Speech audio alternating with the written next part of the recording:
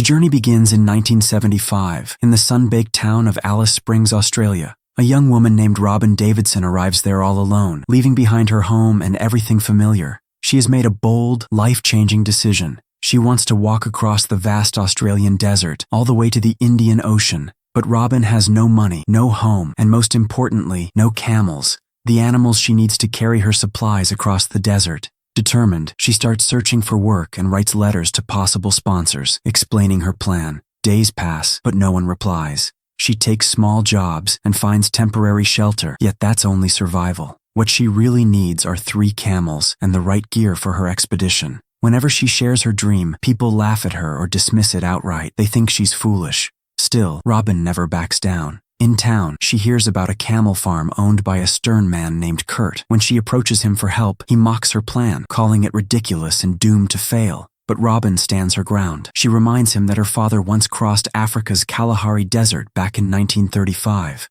Her dream isn't so different. Eventually, Kurt offers a deal. If she works for him, without pay, for 8 long months, he'll train her in camel handling and give her 2 wild camels once her time is done. Robin agrees. When she asks for something in writing, Kurt refuses, insisting his word is enough. His wife kindly offers her a room inside, but Robin prefers to live outside in her tent, near the animals. Over the next 8 months, she works tirelessly in brutal conditions. She learns everything she can about camels, their tempers, their dangers, and how aggressive males become during mating season. Kurt even advises her to walk barefoot, so the soles of her feet toughen against the harsh ground. Robin gains valuable skills, but Kurt treats her poorly. He overworks her, exploits her, and shows little kindness. Still, she endures. By the end of the agreement, she is skilled in camel training. But when it's time for Kurt to honor his promise, he breaks his word and throws her out. Heartbroken and angry, Robin must start all over again. She soon finds an abandoned house and turns it into a makeshift home. Nearby, she meets Salai Muhammad, an Afghan Australian from a family with generations of camel-raising experience.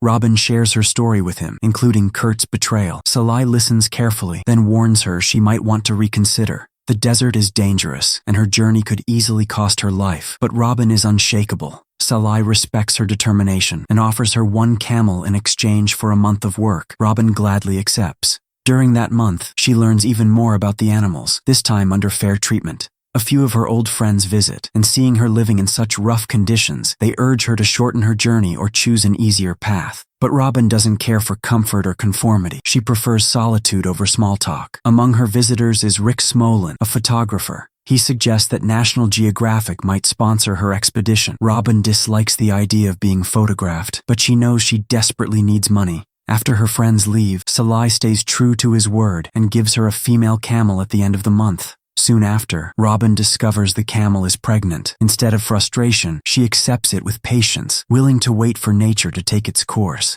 Later, Robin returns to Kurt's old farm, hoping to finally claim the 2 camels he once promised. But Kurt has sold the farm to a man named David. When Robin explains the old agreement, David refuses to honor it, saying Kurt never mentioned anything about it. However, when David struggles with the camels himself, Robin steps in to help. Impressed by her skill and moved by her determination, David decides to give her the 2 animals. Now with 3 camels, Robin is closer to her goal. She writes to National Geographic, detailing her expedition and hoping for sponsorship. Just days before her departure, Salai gives her one last warning. If a male camel ever charges her, she mustn't hesitate. She should shoot. He even hands her a rifle for protection. Robin also writes heartfelt letters to her father and her sister. Her sister, living a quiet, married life, wishes Robin would settle down. But her father, once an adventurer himself, offers nothing but support. Soon, a reply arrived from National Geographic. They agreed to sponsor Robin's expedition, but only under one condition.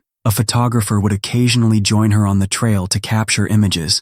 That photographer was Rick. He arrived shortly after, bringing along some of the essential gear she needed. At last, the long-awaited day came for Robin to begin her journey. She said quiet goodbyes to her family and to Sally. By this time, the camel she had been caring for had given birth. With 3 camels loaded with supplies and the baby walking faithfully alongside its mother, Robin set out. Her loyal dog Diggity trotted beside her. As Robin moved through the outback, she passed through small villages and remote towns. At different points along the route, Rick Smolin was there waiting, always ready with his camera. He took pictures constantly. Sometimes Robin welcomed it, other times she resented it. Gradually, though, her trek began making headlines. The world was becoming fascinated by this determined young woman traveling alone with her camels. After nearly 29 days of relentless walking, Robin had already crossed an astonishing distance. People began calling her the Camel Lady. Her path soon brought her to Mount Olga, also known as Katachuta, but the park rangers there refused her entry, forcing her into a grueling detour. She camped nearby, and Rick stayed with her for the night, taking more photos the next morning before she pushed forward on her own. While Rick's support was useful at times, his constant presence and endless photographs began to wear on her. Robin never wanted the spotlight. During one violent sandstorm, instead of helping her secure the camp, Rick simply raised his camera and took more shots. Furious and hurt, Robin lashed out at him, but after so many weeks of solitude, the emotional wall between them broke. That night, in a fleeting moment of connection, they became intimate. For Robin, it wasn't love, just a brief human bond in the midst of loneliness.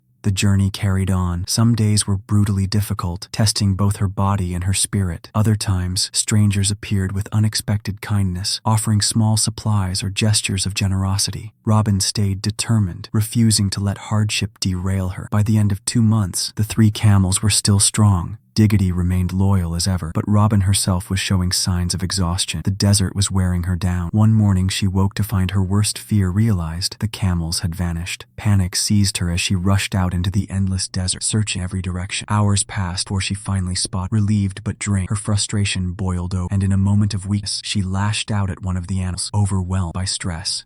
Days later, she arrived at a remote village of indigenous people. There she found Rick and one of his colleagues already waiting. Robin had hoped to rest for a short time, but she quickly learned of a new obstacle ahead. The next stretch of land was sacred territory, where outside women were forbidden to pass. That meant she would have to take a much longer and more dangerous route that could extend her journey by weeks. However, there was a solution. If a local Aboriginal guide agreed to accompany her, she would be granted safe passage. At first, the villagers agreed to send someone with her, but then Rick, driven by his obsession with rare images, secretly took photos of a sacred ceremony. Deeply offended, the community withdrew their support immediately. Robin was left with no choice. She would have to face the long and treacherous detour on her own. This new path was unforgiving. With no clear trails and scarce water, it was the kind of place where getting lost or dying was a very real possibility. Still, Robin pressed forward, refusing to let fear or setback stop her. One afternoon, while resting under the harsh desert sun, Robin suddenly spotted 3 aggressive male camels charging toward her. In that instant, she remembered Sally's warning.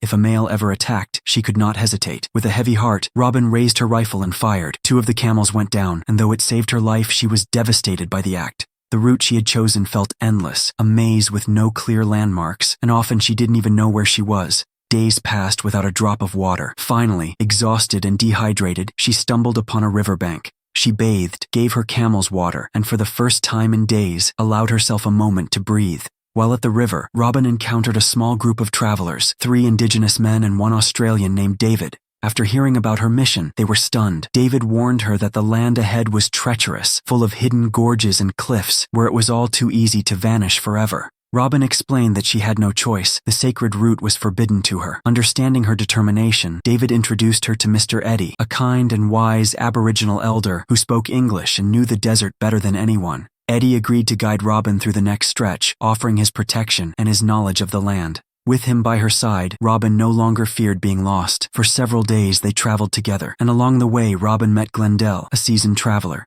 She stayed one night at his camp, sharing stories of her trek. She asked him for a favor, to send a letter to National Geographic requesting supplies. Though Eddie's role was supposed to end there, Robin begged him to continue. Eddie pointed to his worn-out shoes, saying they wouldn't last. Glendell stepped in, offering his own pair, and so the journey continued. At one point, curious tourists spotted Robin and tried to photograph her. She despised the unwanted attention and pressed forward quickly. By now, word had spread. People were calling her the Camel Lady. The name clung to her whether she wanted it or not. One day, Eddie returned from a hunt carrying a kangaroo. Robin was about to prepare it when Eddie gently stopped her, explaining that according to tradition, women were not allowed to butcher animals. Respecting his culture, Robin stepped back and let him continue. After nearly 20 days together, Robin and Eddie reached another village where Rick was waiting. But here, Eddie's time with her ended. He could go no further. Ahead lay one of the most unforgiving deserts, with no water at all. Rick, worried for her safety, promised to arrange water drops along the path. Robin pressed forward into the driest, harshest stretch of her journey. This was her breaking point, both mentally and physically.